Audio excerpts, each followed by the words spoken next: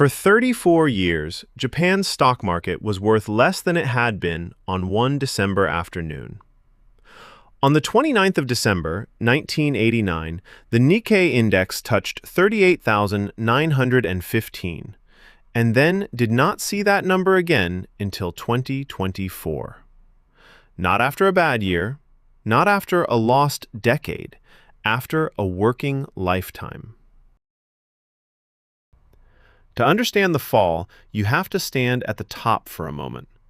By 1989, the land under the Imperial Palace in Tokyo was said to be worth more than all of California. Golf club memberships traded like shares, with a published index of their own. This was not a market having a good year. This was a country repricing itself as if the ground beneath it were made of gold. This is sovereign history. The manias and crashes that built the modern market, told so you can recognize the shape when it comes back. Today, Japan, and why the biggest bubble ever measured did not pop. It leaked for 34 years. Here is the machine that built it. Japanese banks lent against land, because land in Japan never fell. Companies took the loans and bought shares. They even had a word for it, Zytec, financial engineering as a side business. Rising shares made the companies richer. Richer companies bid up the land, and dearer land let the banks lend even more against it. Around and around. The collateral was the bet, and the bet was the collateral.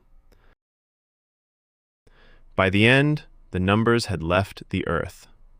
The market rose 29% in 1988, and another 29% in 89. It had tripled in 5 years. A yen of corporate profit cost about 60 yen to buy in Tokyo, when the same profit cost about 14 in New York. And a share paid you less than 2%, while the bank downstairs paid 5 just for deposits. People bought anyway. The price had become the proof. The whole country was invited in. When the government floated the phone company, NTT, in 1987, ordinary families queued to subscribe. The shares roughly doubled on debut, and for a moment, one telephone company was the most valuable enterprise on earth, priced at some 250 years of its own profits. Nobody in that queue felt like a gambler. The market had risen for so long that buying it felt like joining, not betting. Bubbles do not die of old age. They are killed by the price of money. In May 1989, the Bank of Japan began raising interest rates, from 2.5% to 6% in 15 months. Every step made the deposit account a better rival to the share, and made the loan behind the land a little heavier.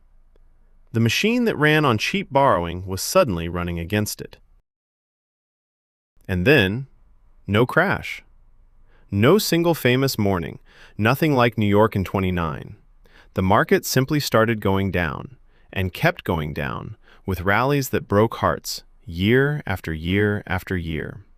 Because the collateral was the bet, the banks could not call in the loans without destroying themselves, so they carried them, quietly, for a decade. Companies that should have failed were kept standing. By 2003, the market had lost about 2/3 of its value. By 2009, 82%, 20 years after the top. Now put a person in the chart. Someone who bought at the peak at 25 was 59 when the index finally came back.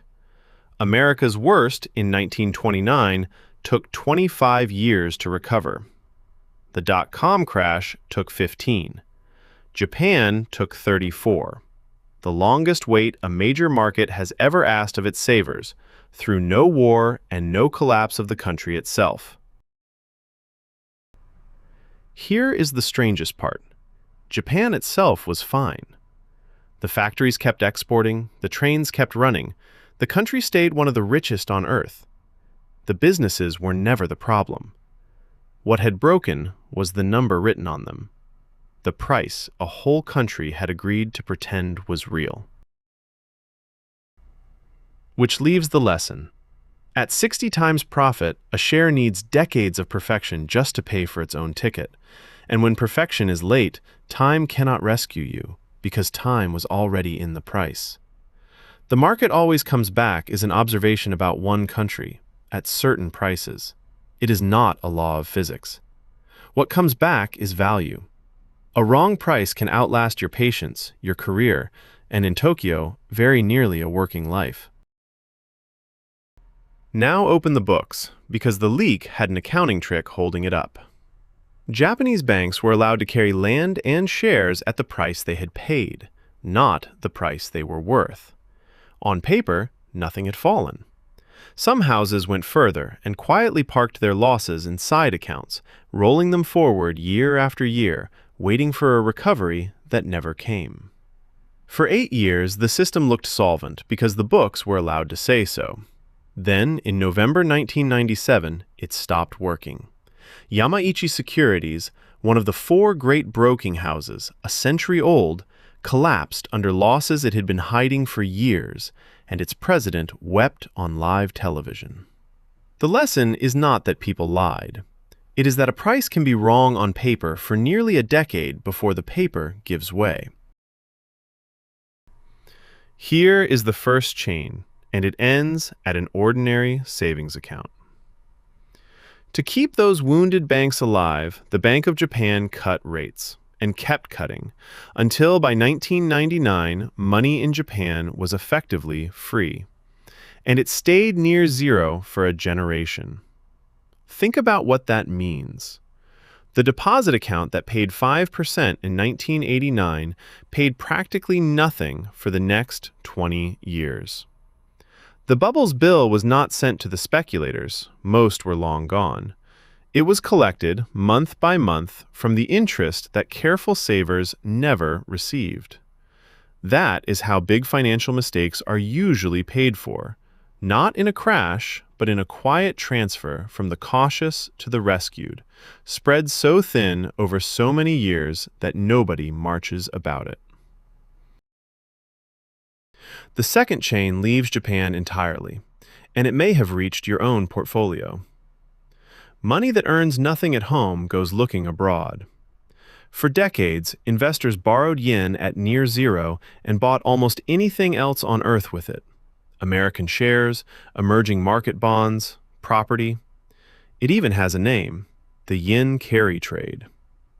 Japan's trapped savings became a river of cheap funding under the world's markets, which means the world inherited a hidden dependence.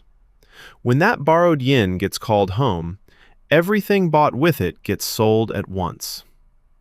In August 2024, a small Japanese rate rise snapped part of that trade, and stock markets from Tokyo to New York fell hard in a single day, 35 years after the bubble burst. A crash can be so big that its consequences are still arriving a generation later, somewhere else, in somebody else's account.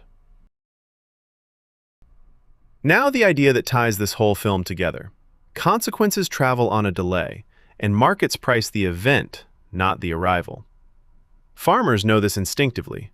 A drought in spring means less food in autumn, but summer prices can sit there looking calm because the shelves are still full of the old harvest. Markets do the same thing. Japan's rate rises began in May 1989. The market peaked 7 months later, still celebrating. The banks were dead men walking by 1990. The failures arrived in 1997. The zero rates came in 99. The carry trade snapped in 2024. Every consequence was cued years before it landed, and the gap between the event and the arrival is exactly where mispricing lives. When you read news, ask 2 questions, not 1. What happened, and when does it actually reach a price? So what would you actually look for to spot the next one? 4 preconditions, and Japan lit every single one. First, a loop where the collateral is the bet. Any market where rising prices let people borrow more to buy more of the same thing. Second, the cost of money rising into the mania, because that is what kills bubbles, on a delay. Third, Prices that need decades of perfection to justify. Remember, 60 times profit. And fourth, the quietest one, when buying has stopped feeling like a decision.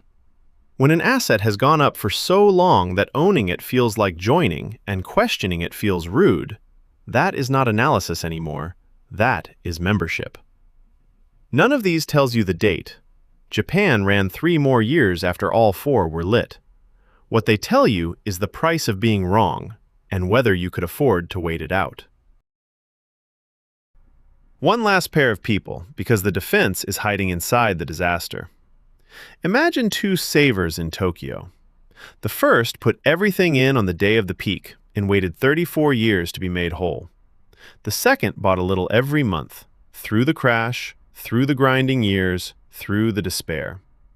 Every yen she invested on the way down bought more than the peak buyers did, and by the time the index finally recovered, she was not merely whole, she was far, far ahead, because most of her buying had happened at the bottom of the valley, not the top of the mountain.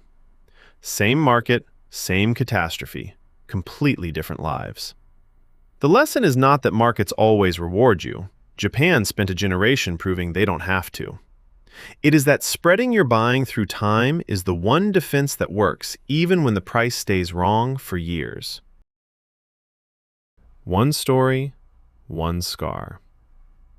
Before you pay any price for any market, ask what has to go right to justify it, and how long you could wait if it doesn't. Japan's answer was 34 years. This has been Sovereign History. Education, not advice. And I will see you next time.